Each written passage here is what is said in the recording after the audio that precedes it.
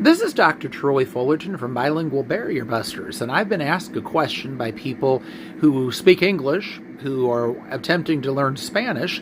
On more than one occasion, I've been asked, how do people who speak Spanish handle transgenderism? How do they handle...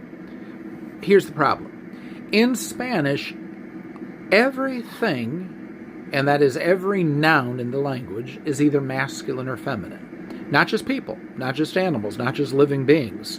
The desk, the car, the dresser, the lamp, the chair, the light, the sky, the moon, everything. The ground, the grass, the flower, every noun in the language, it's binary choice, of course. They're either male or female, or I should say they are either masculine or feminine. And so that certainly applies to people as well. And the way that an individual says the way that an individual says the way that an individual says some, all of the adjectives have to match whatever noun they're referring to, as far as whether we're talking about something of the masculine gender or the feminine gender. So the question comes up, well, what do they do about transgender situation? Well, here's the deal. There is of late, there is some, I guess LGBTQP whatever movement within the Hispanic world, and it certainly seemed to become a movement much later than it did in the English-speaking world, probably for obvious reasons. But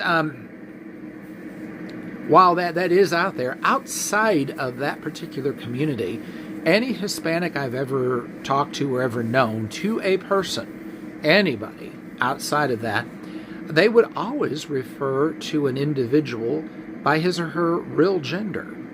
I mean, a trans woman is not a woman. A trans woman is actually a man.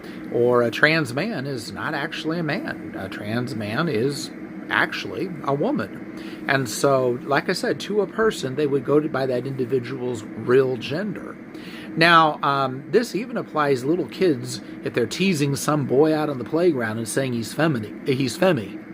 They're still going to say he's afeminado, and as in they're going to put a masculine ending on the word because however femi they think he acts, he is in fact a boy, and it's just simply absurd to think that you would refer to a man with feminine adjectives or a woman with masculine adjectives. It's laughable.